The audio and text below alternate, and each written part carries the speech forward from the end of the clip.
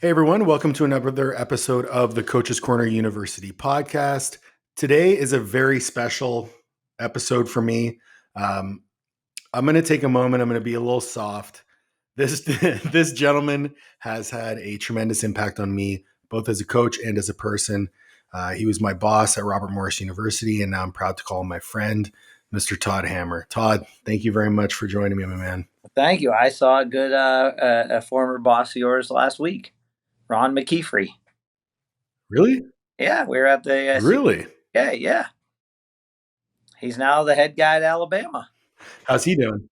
I mean, he's a head Dude, guy. that's crazy. So he's doing big things, but he still said there was a game they lost to Rutgers that he'll never forget. So he swore he'd never wear red. I said, "Well, you do work it out."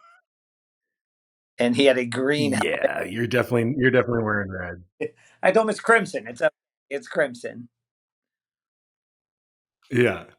Yeah, he's had quite the career. He's gone, he was at South Florida, then he was at Eastern Michigan, Tennessee for a little bit. Then he was He went to then he was at Play, then he was at Tennessee, yep. Ohio State, Fresno, Washington. then Washington. He's been a little everywhere. So you've had, so have you. That's kind of what I like to, knowing that my audience is primarily coaches, I kind of want to give a little bit of a background on, your career and where you've ended up and where you are now.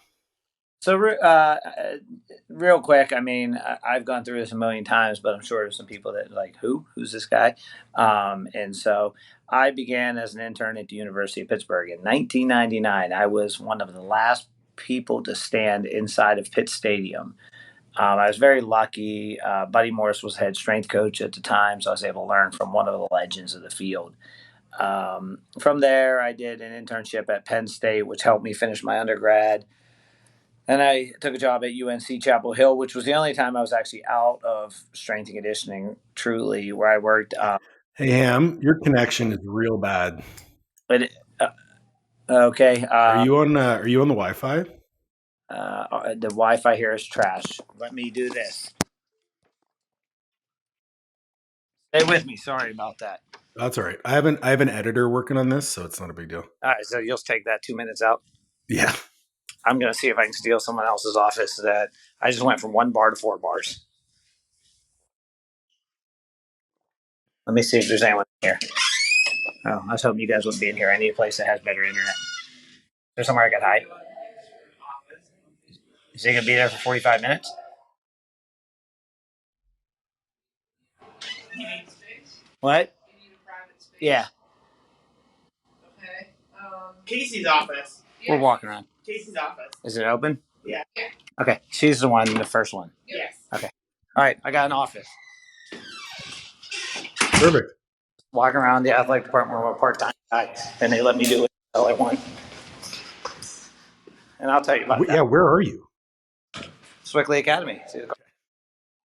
I'll tell you about it in a minute. Oh. So,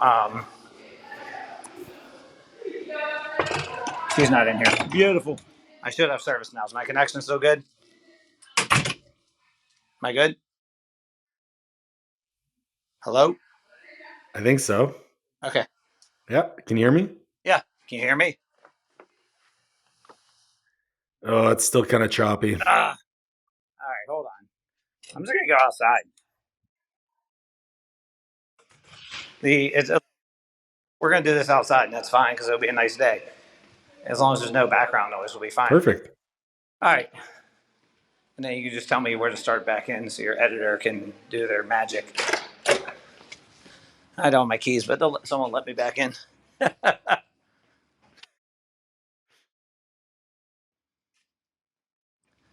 It stopped raining, too. Very Pittsburgh of it.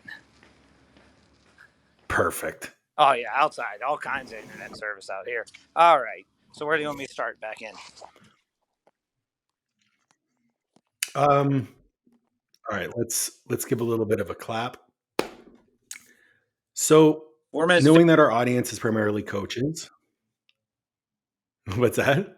Sorry, I said 4 minutes and 53. That way you knew the time. We're going to clip it. Never mind. Yeah, whatever. So knowing that my audience is primarily coaches and understanding that in collegiate strength and conditioning, especially, your career is going to take you to a lot of different places. So I'm wondering if you could kind of run through what your career trajectory has been, because I know for certain the last, we'll say, how old is your son? 10. Yeah. So for the last 10 years, it's been a lot different for you because 11, 12 years ago, I was working for you. So I know what that was like. So I was having this conversation with Erica, my wife, yesterday, and I said maybe I'm just a glutton for punishment because I don't think I've ever actually had a bad job. And I said, well, maybe it's because I'm a glutton for punishment. Maybe I have had a bad job. I just don't realize it because I don't care enough. Like I care about the job, but I just want to show up and do it. But so yeah, I began my career in 1999 at the University of Pittsburgh. Was very lucky to work for Buddy Morris there. From there, went to finish my undergrad at Penn State. I had to do an internship there. Then I took a job actually outside of strength and conditioning for almost 2 years, about a year and a half at University of North Carolina at Chapel Hill, where I was working for diabetes research. Now, I was very lucky. I still was able to connect with the strength coaches, but most of my time was actually spent through the School of Nursing. I went to grad school at VCU, worked for Tim Contos, who's a great strength coach in his own right, as you know, Tim. I went to the Citadel. I went to Marist College, where I think I was 27-year-old head strength coach. No one should hire anyone under 30 as a head strength coach, as you probably know, because you were a head strength coach under 30. Because I did it. Yep, for sure. You're just a knucklehead. I get it. We all are.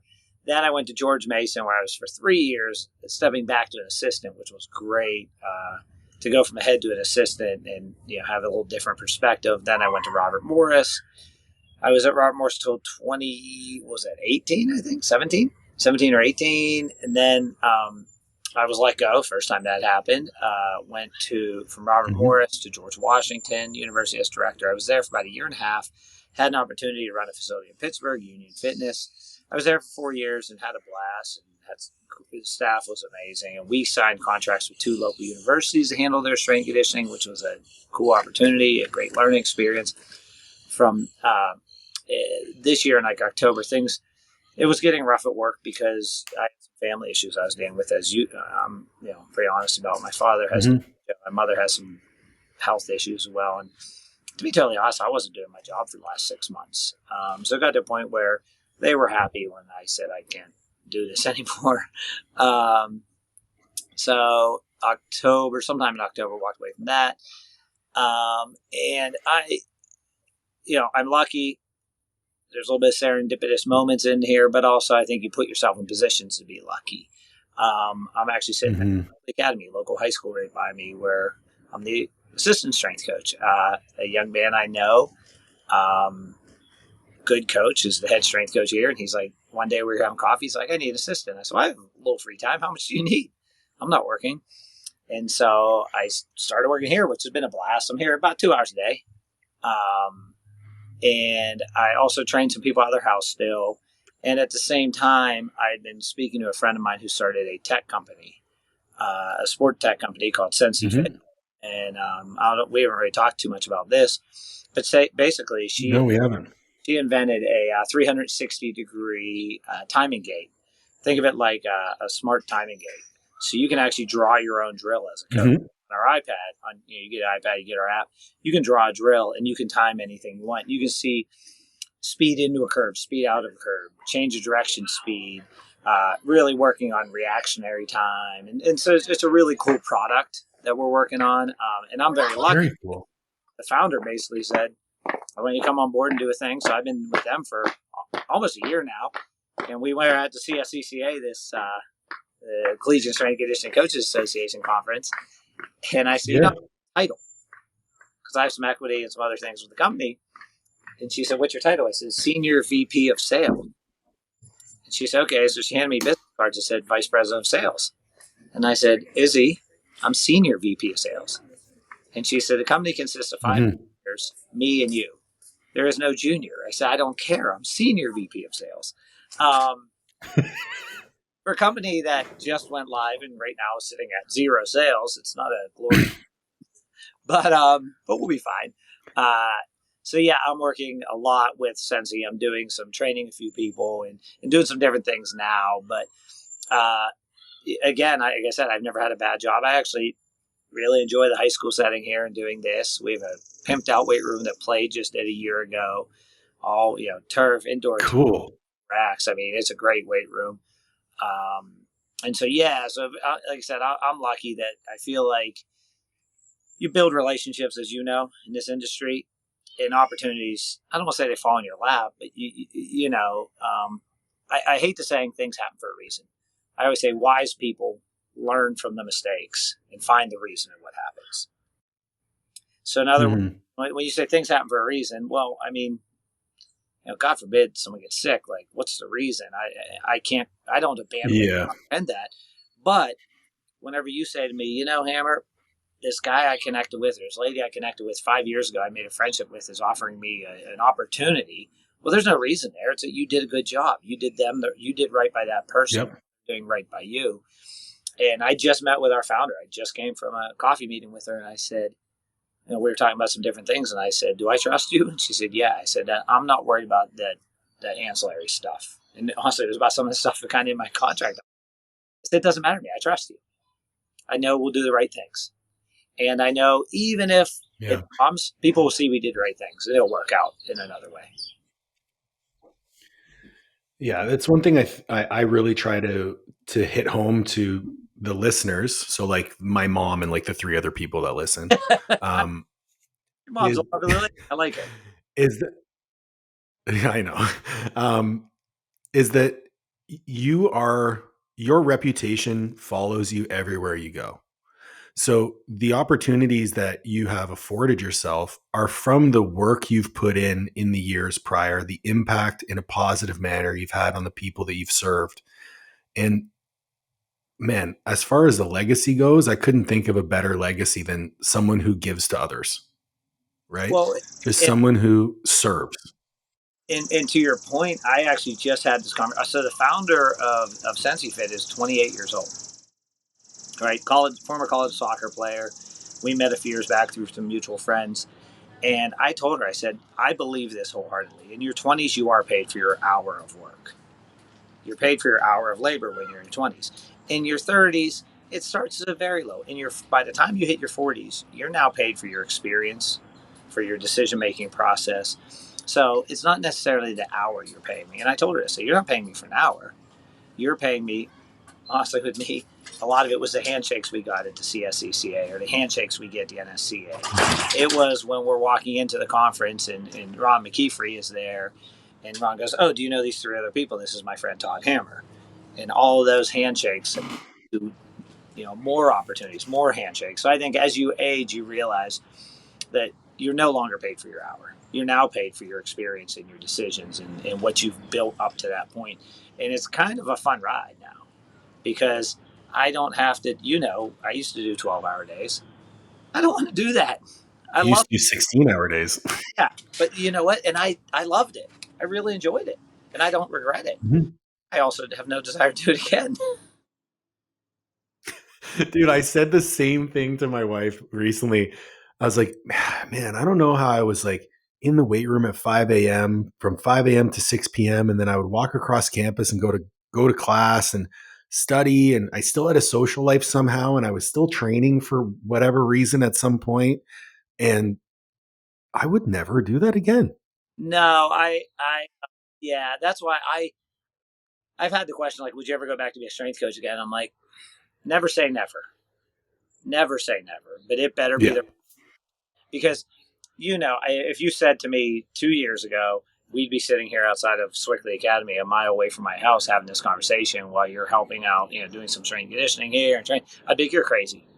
If you told me 6 years ago, I would have been, in DC I would have said you're crazy. So never say never, but I couldn't return to what I did at Robert Morris back in whatever year, 2011 or whatever Yeah. we were there. I couldn't. I don't think you could. 2010, 2011. Yeah. Ralph could, but he's crazy. He is. I want to talk a little bit about he is like there's nothing else to say to that. He is He's crazy. crazy. Um, I want to talk a little bit about the transition, and it's a subject that's close to my heart because it's something that we are preparing for as a family. Is like when you had your son, I wasn't there anymore, but I was still visiting once or twice a year. And I saw this complete transformation of you as a coach in the way that you spoke to others and in the way that you prioritized your family. And it was absolutely incredible to watch. Can you what was going on in your head at that point? So I will say this: something I tell a lot of soon-to-be fathers and young fathers is, people tell a story about like my son was born and I cried. I will be Mm-hmm. completely honest here. I did. I looked at this thing and said, "Oh God, how do I not hurt it?" And for about the first 6 months, you're like holding this amoeba, and people are like, "Oh, this is this beautiful life," and it's listen. I hear me out.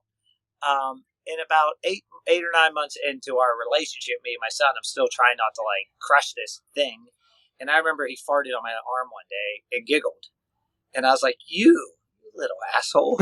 I see what you did there. And he started to form a personality. And so I think for fathers, I've talked to other fathers that said, actually, I had a similar experience where, as a mother, I think obviously you birthed this, you raised this from the moment of conception. Mm-hmm. Yeah. Different connection. But then once we started with that connection, it was like all gas, no brakes. And I will say, I don't regret anything I did in coaching. I don't regret things I said. I'm glad for the experience, but I definitely learned to treat people with more respect, I think, because now you realize that how do I want someone to treat my son? And it gives you more perspective.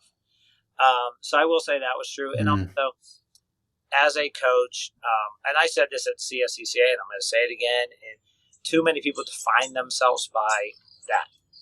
I am a coach. Where do I coach? How do I coach? Where I think you should define yourself by the person you are. And if let me go back to, if you said to me, sorry, we got a gator rolling by. If you said to me 5 or 6 years ago, you will be the commissioner of the 10U baseball league, I wouldn't have believed you. I would say, no way will I be a commissioner of a 10U baseball league, but here I am. If you said I'll be a local council person, again, but all of that I credit to my son, because you look at your community and you're like, oh, how can I serve? And so I do think it kind of changed the relationship with everyone and everything around me, because show more respect for others. And I don't know, like I know this, I'm going to say this, I couldn't go and be a Division I football strength coach right now. I just have too much, I don't want to use the word softness, but softness. I've been in Division I football weight rooms. I know what it's like. I couldn't do it anymore. A good friend of mine who's a great coach and a great person and a great father, I know that for a fact, he had that raspy voice. At the conference, I saw him and he's doing this raspy voice from all the yelling in the weight room.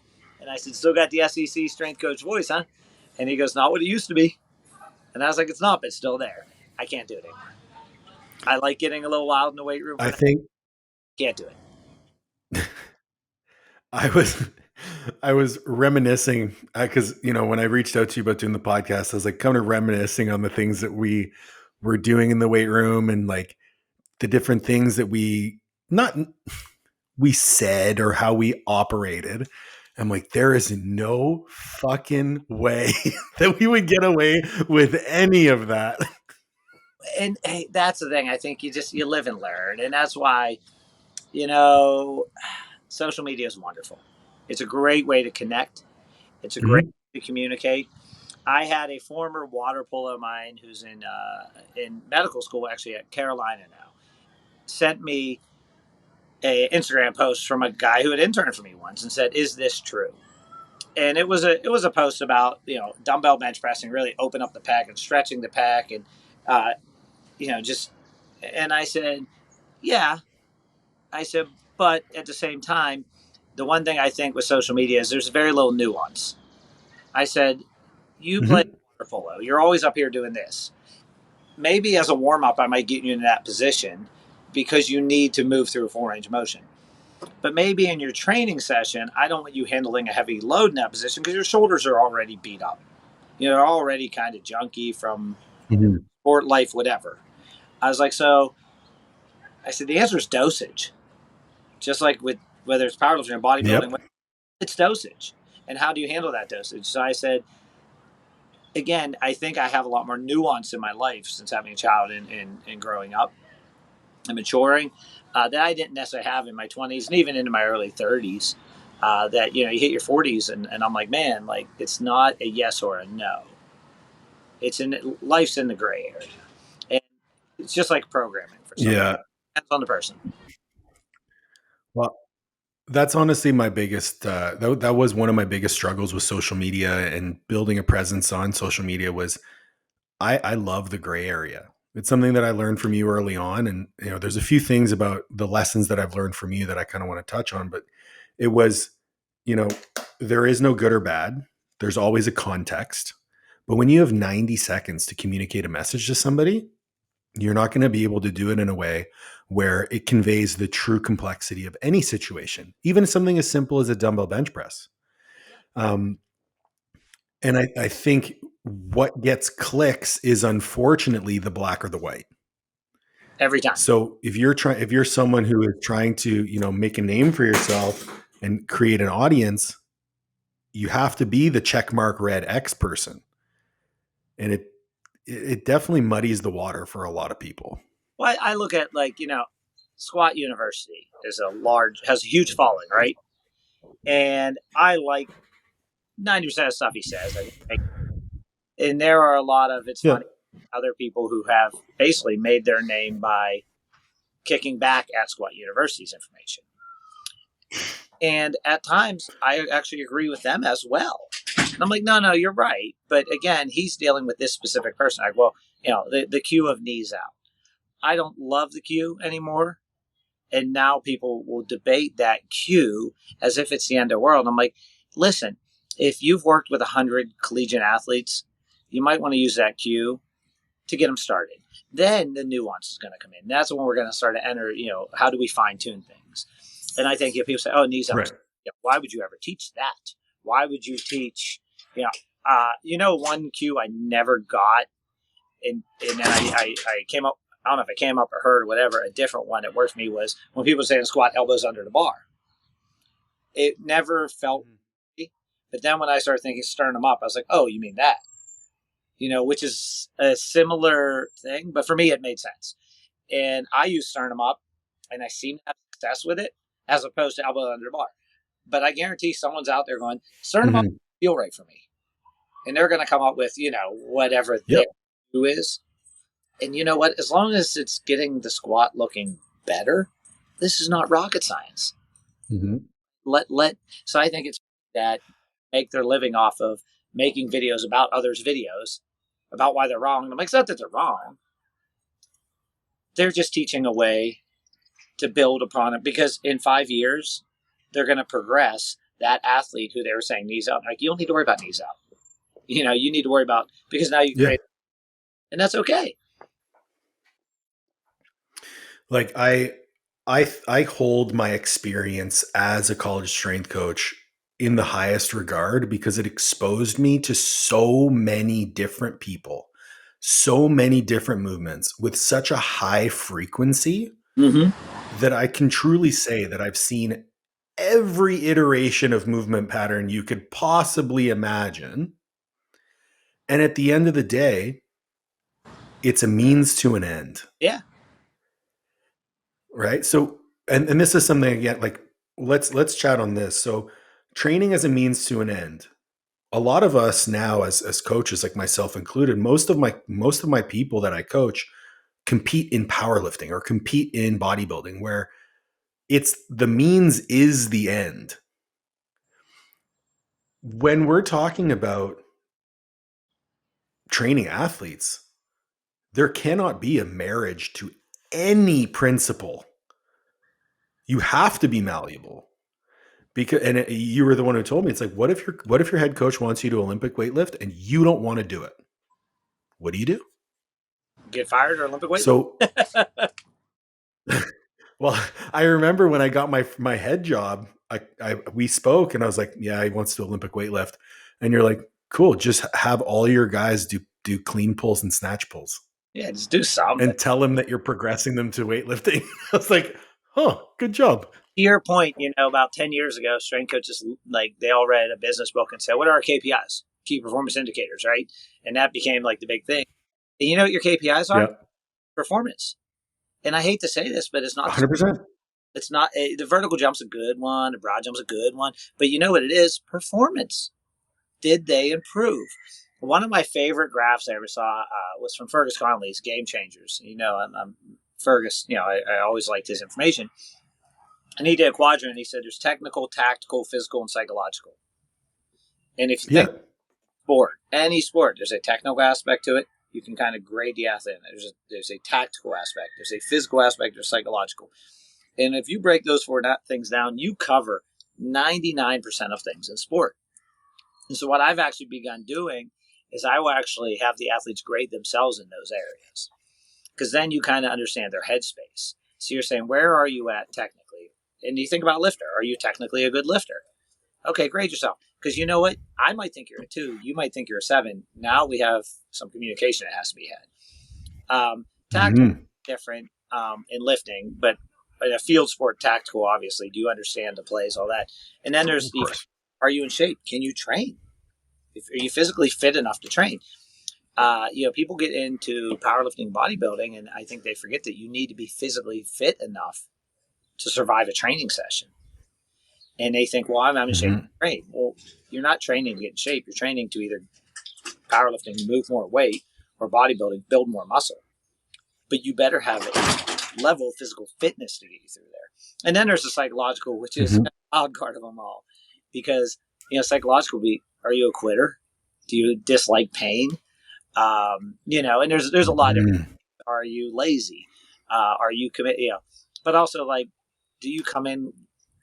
Ever since I began meditating, I try to do a better job of being in the present moment, being in this space right now. And I think training is such an opportunity for that. And that's a psychological thing.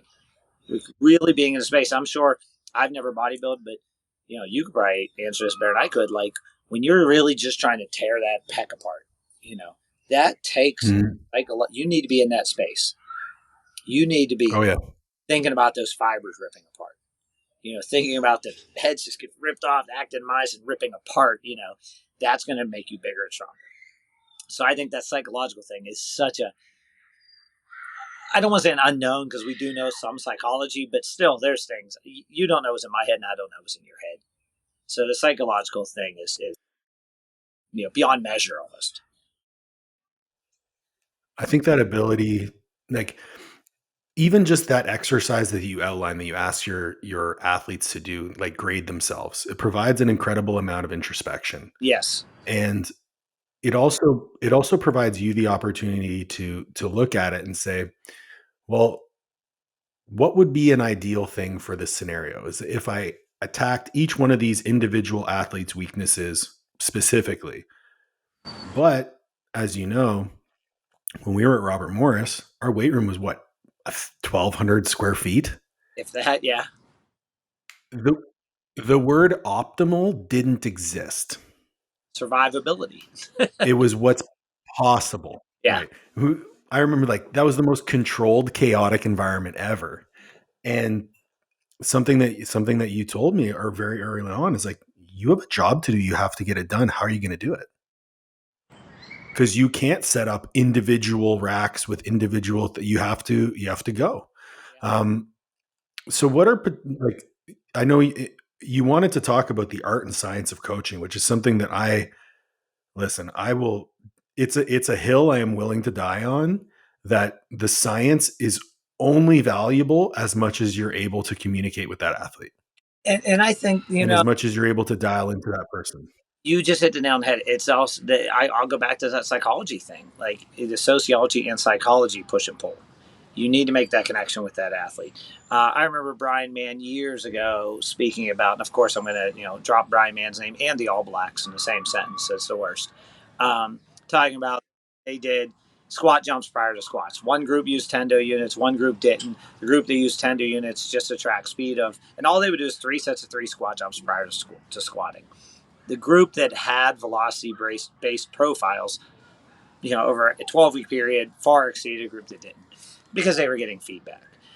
I think whether you're talking about a tendo unit or whatever tracking device, or even, like I said, Sensi Fit, where we're timing and telling you how quickly you're going in and out of a gate and changing direction. Great, cool. It's only as useful as what you're going to do with it, but it definitely has use on that psychological side because, For sure.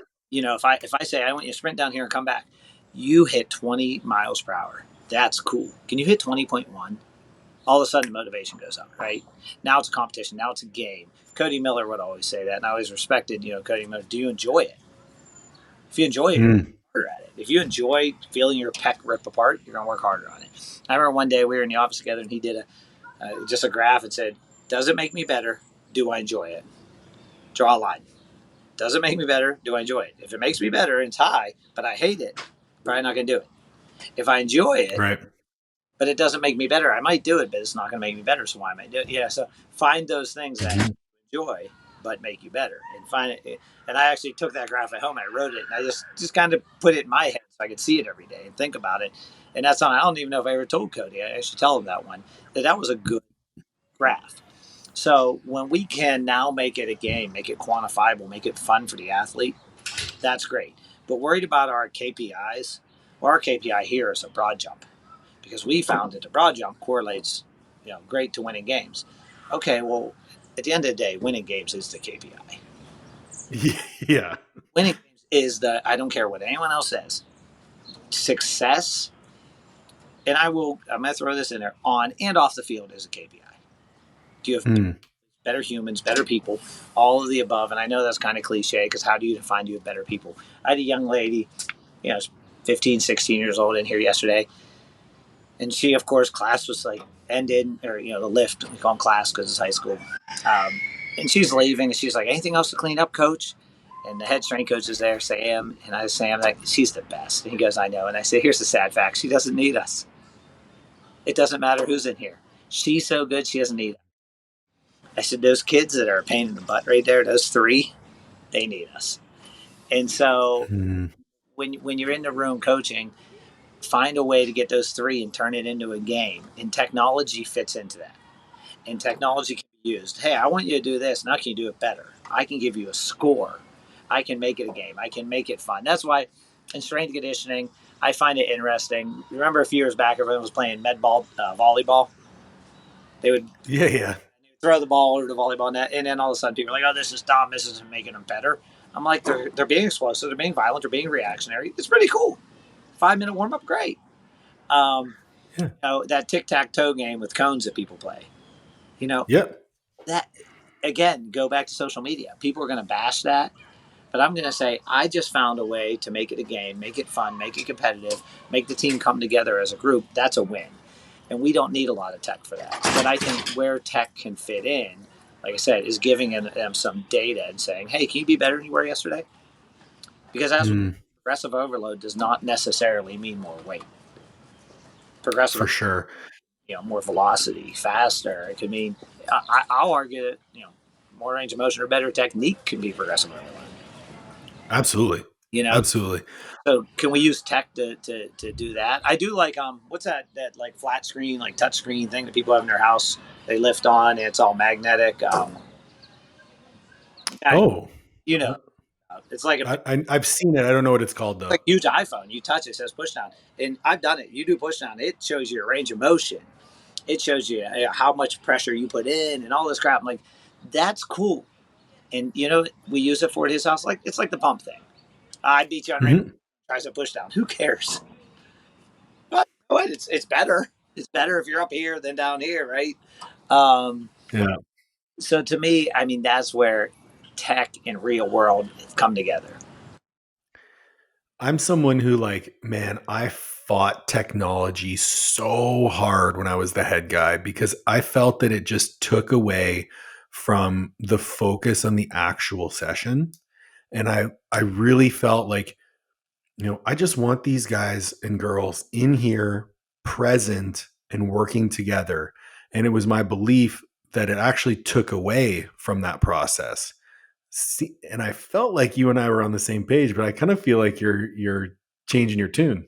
Yes and no. Again, nuance. I will say another different coach, good friend of mine. He has Team Builder, and everyone has their phones in the weight room, and it always like boggles my mind because they record everything on their phones. And I remember I called him. He's like, at first I wasn't sure. Da, da.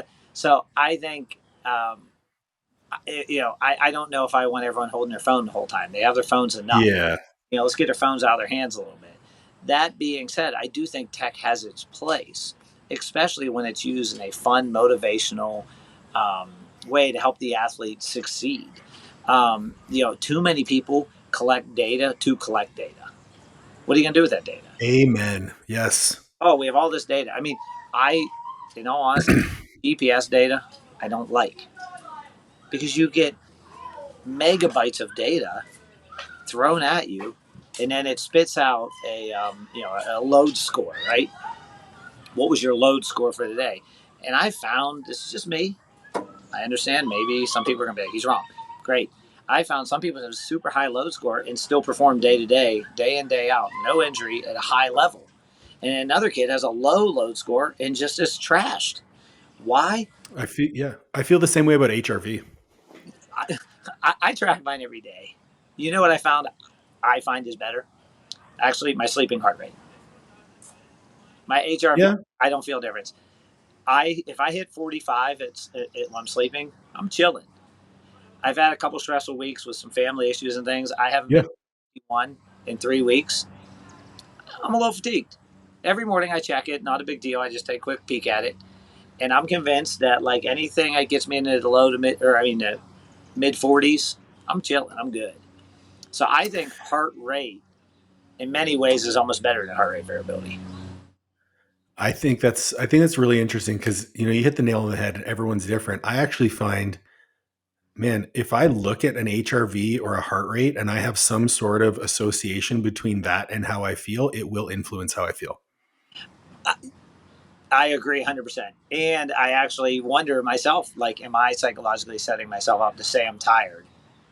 Mm-hmm. Because what I do is when I'm brushing my teeth, I pop my phone, I look, and I just check my heart rate. And I started doing it out of curiosity. Actually, I will say this: I had COVID once, and the reason I knew I had COVID was my heart rate when I was sleeping was like 60. Well, of course, I had an infection, or Yeah. I had COVID. This virus was in my body. Right. And so, anytime you get any virus, it could be COVID or any other virus, what Mm-hmm. body is going to be fighting it off, so it's not going to sleep. So I was like, well, it's funny. I have a sore throat, huh? And I got this going on. So I went and did a COVID test and it came back positive. I was like, oh, look at that. So I agree with you, but at the same time, like I don't think it's. I think there's a net positive right now for me. Now I may look back in 5 years like, no, I was full crap, you know. But right now, I Well, there still feels. well, there also might be another metric that comes out that just totally blows these things out of the water, and something we couldn't measure before, and now we can. And I think that's why this makes it so interesting, because even just talking about like three different metrics of like resting heart rate, sleeping heart rate variability, they're going to affect each person differently. How you attribute that metric to some sort of measurable outcome, the only thing that matters is your performance. That's your game. And I've never seen them delay a Super Bowl because they had a bad HRV score. Well, I've always said this: the people who climb the top of Mount Everest, what's their HRV score? What's their load rate or whatever? You know, they're at the highest Yeah. reach on Earth. It took them 3 months of climbing. It took them years of training. They don't care what their heart rate variability. Travis Kelsey did not care what his HRV was this year at the Super Bowl. Caitlin Clark does not care. And I'm going to throw Caitlin Clark because she is, the woman of the hour. Um, She's a stud. it's silly watching her play basketball, isn't it? Yeah. She's playing with children. It's funny. I watched an national championship game and I texted a friend of mine. I said, it's a shame I didn't get to see her have the game I thought she'd have. It was 34 points. And Yeah. I was disappointed that I didn't see her score 50. That's how you know you're that good. Like, I'm like, kind of a disappointing game. Only 34 points, 9 rebounds, and 12 assists, or whatever it was. I'm like, but yeah, like, so I think one of the problems with data and with tech is we need to be looking at it as aggregate and looking at it chronically, large amounts of it. What happened over the year of training? How did it go up and down? Where do we see waves? And stop nitpicking data to a daily acute thing, because Yes. we still don't know that I remember years ago, what was the machine that you would test your The sympathetic. Omega Wave. Yeah, megawave, sympathetic, parasympathetic, and that was the talk of the town. Then it was HRV, Mm-hmm. and it's like, the problem is, if someone came up right now, swung a baseball bat at my head, I'm going to change both HRV, heart rate, all the above. So the problem, Yep. it's hard to take the acute, because the acute changes second to second. That's what makes it the acute. But if you looked at the chronic and you said, listen, Todd, you, for the last 2 weeks, your heart rate didn't drop below, sorry, something came on the phone, 52 in sleeping. Well, okay, that's chronic. But the weeks before, it was 47. Okay, well, now we're starting to see a 10% difference in sleeping at, right? If it goes back down to 48 next week, okay, that was a blip in the radar screen. Let's let it be. And I think part of the problem, I listen to this podcast every Saturday morning called The People's Pharmacy. It's these two PhDs in pharmacy, work actually at Chapel Hill. And they were saying, one of the problems we have in the medical community is we want to name everything, diagnose, fix it. Here's a name for it. How do we diagnose it? How do we fix it? And I don't need to name and diagnose why my sleeping heart rate's a little higher right now. I just need to deal with it and move on, and kind of let the waves of homeostasis do what homeostasis does. Because, Mm-hmm. I think a mistake is people looking at a homeostatic situation as like a baseline, a flat line. And it's not. As you know, supercompensation, training, your wife, your parents, your kids, all add to this. Just the weather, vitamin D levels, um, whether you meditate or not, all of this. Yeah. One of the things I really liked actually was, I remember when velocity based training first came out, people were using it like intra session and like really making decisions in the moment about their bar velocity and like what they would do. What that's actually evolved to is now people are making velocity profiles. Yep. So they're accumulating their data over a chronic period and then saying, okay, when you are at 80%, that correlates to about this velocity for you. Yeah. Like you and I, man, when you lift weights, it looks like you're lifting in mud. No matter how long. Where when I lift weights, it looks like I have a rocket in my butt. I've changed something as I've aged. One of the things is I threes and fives on my big lifts only. I do nothing about threes and fives. Also, Yep. I do whatever I do on my big lift. I do that in chin ups, and I throw a med ball for the same amount of reps. And I don't care how I throw a med ball. I change it. Today's med ball throws were lunge, hold, chest pass. So I did 5 days lift. I did 5 sets of 5 bench, 225. I did 5 bench, 5 chins, and then lunge hold, 5 chest pass on one side, lunge hold the other side, 5 chest pass. And I did 5 sets of that. Rest about a minute or so. And why? Because I know I'm slow. So I'm like, well, let me add a component that 10 total chest pass are not going to fatigue me. But maybe the 8 fast twitch fibers that exist within my body. So That's generous. But yeah. 6. But whatever. Maybe I'll change some of the slow twitch to act fast twitch. That's science, right? But I think is that people are getting better. We were talking about this at the conference. It's like when we were at that point of you'll do sets until you hit this cutoff. Let me go back to what we said. Psychological. Were you mentally fatigued, emotionally fatigued, spiritually fatigued, or were you physically fatigued? Odds are it wasn't physical. So if I said, come back and try another set, see if you can get that 10th set and that 8th set, that 6th, whatever it is, 4th set, they come back and get it. Why? Because you get fired up. And not only that, we're dealing with athletes, not lifters. No 2 squats look exactly the same with them. Right. So we have to take that. If we're just looking at velocity, we're not really comparing apples and apples, because one squat, their feet were here. You've seen it. Kid steps out Yep. the squat, his feet are wide. Next set, he's narrow. Like, where's your squat stance? Like, me and you have. You've been doing this for 8 weeks, Timmy. Like, Yeah. get your shit together. Where's your squat stance? Dude, you're not even straight. You're in a lunge. You've had that. The best part is that like you get those kids, but then they're just ridiculously strong. Yeah. I mean, I took a kid the other day and I said, hold on. And I do this to this day. This is the bar. This is the knurling. This is the ring, because they don't know where to put their hand. They're squatting and you got on the ring and this hand's on the smooth and the bar's like this. And I'm like, my man, Johnny, what are you doing? The bar is so crooked on your back, you can't even begin to squat. So I think, know your population, know your audience. Yeah. Yeah, but that kid needs VBT, bro.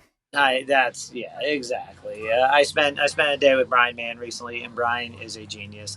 And I'm not going to quote him, but I remember having this conversation a few years back, and I said something like, you have any regrets about velocity-based training book? And he said, yeah, something like, I wish I hadn't written it. And it was like hearted. The point is like, man, a lot of people are messing this up, and I was one of them. It's like triphasic, French contrast, any of these buzzwords. Like, we're all messing it up, but as long as you're improving upon it, that's okay. Keep messing it up. Just be better tomorrow. That's actually a conversation I had. So you and I are very much aligned in that I kind of want to try new things. Yeah. I kind of want to say, okay, hey, French contrast has shown some really good efficacy with certain populations for certain outcomes. Can I take elements of contrast training and mix it in maybe with some different percentages or with accommodating resistance or with different sorts of modalities? Exactly. And I did a lecture on it for Coaches Corner University.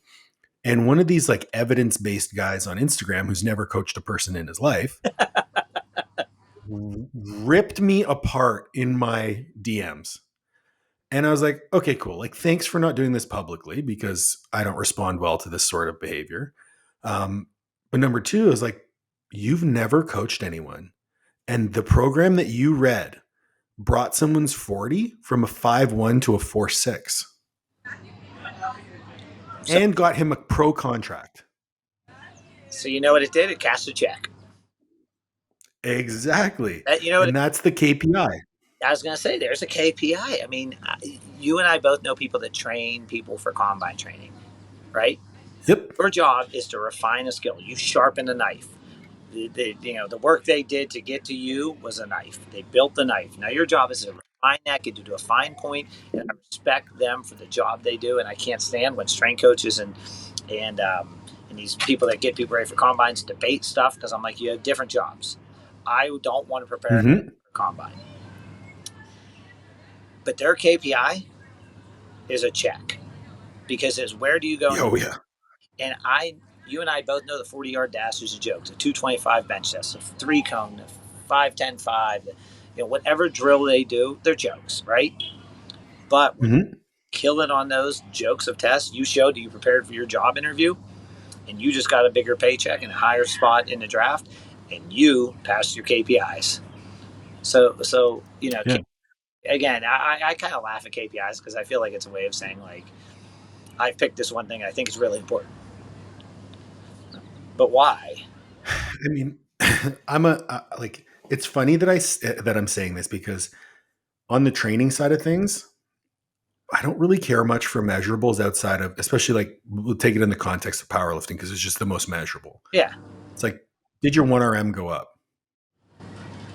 That's all I care about. I don't really care how we get there. Yeah. And if you look at the programs of my athletes, no two programs are the same because they're all different people. But in business, everything I do is based on KPIs. Everything I do is based on outcome measures. I still believe that we should learn from outside industries. We succeed from ideas from outside industries. With that said, that does not mean everything is one-to-one and equates perfectly from industry A to industry B. And it's a mistake to start thinking that.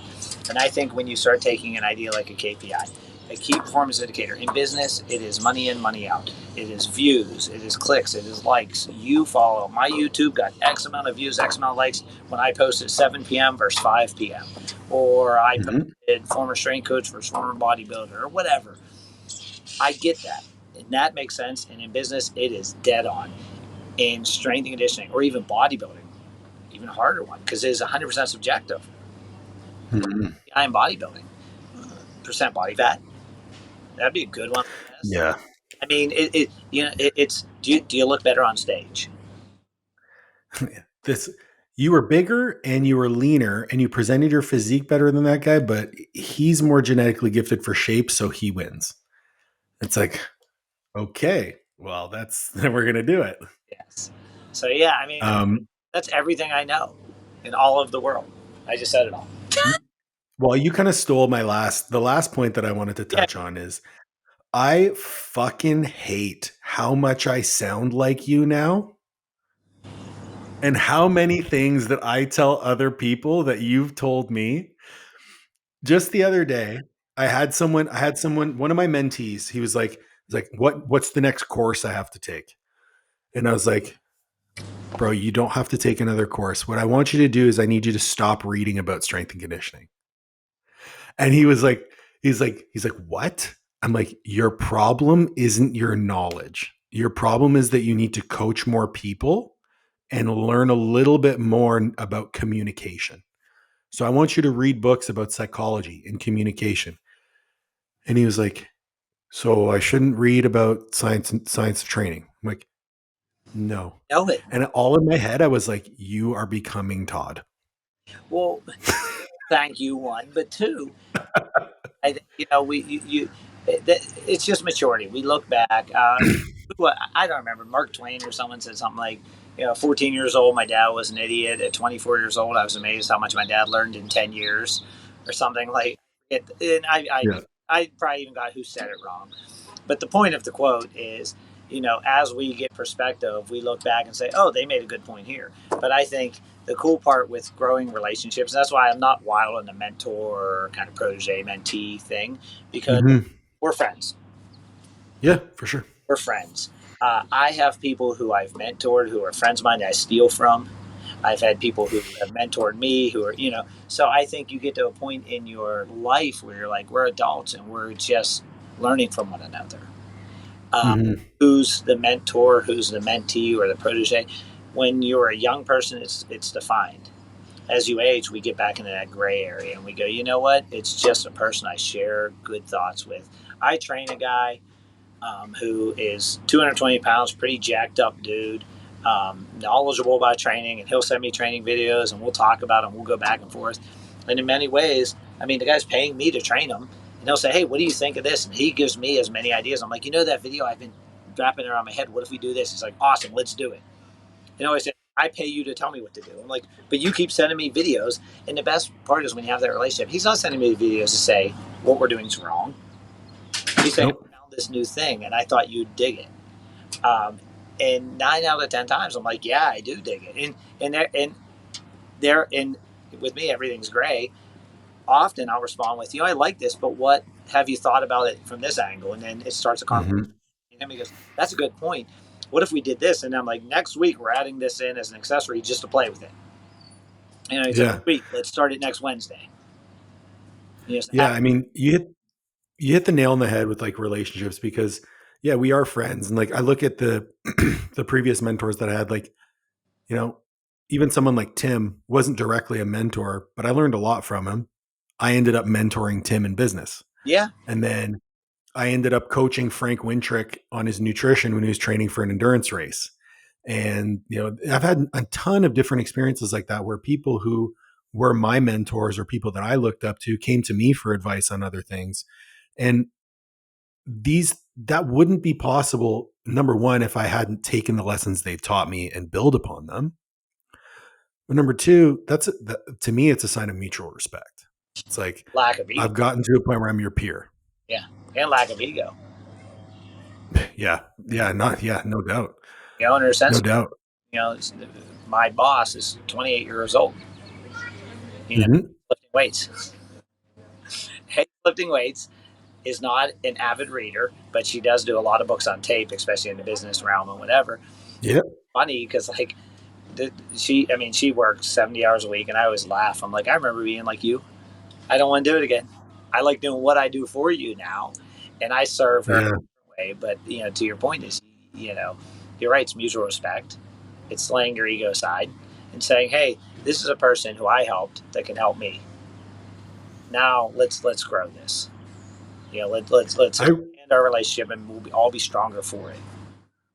I really hope that when I download this video, all the like emoticons and like splashes of confetti come up. Why? I have no idea where that's coming from, but I love it. Me too. I saw the fireworks. Must have been a statement. It's really exciting. Really exciting. Whatever I said was awesome. So I like to finish my podcast with a few. Yeah, I know we're coming up on the time here, so I'd like to ask you two really non-related questions. The first one was, from a sports perspective, what was one of the coolest game day moments for you in your career? I remember Robert Morris. We took Villanova in basketball first round at an NCAA tournament. We were beating them the whole game. They hit a big three. Scotty Reynolds took us to overtime and beat us.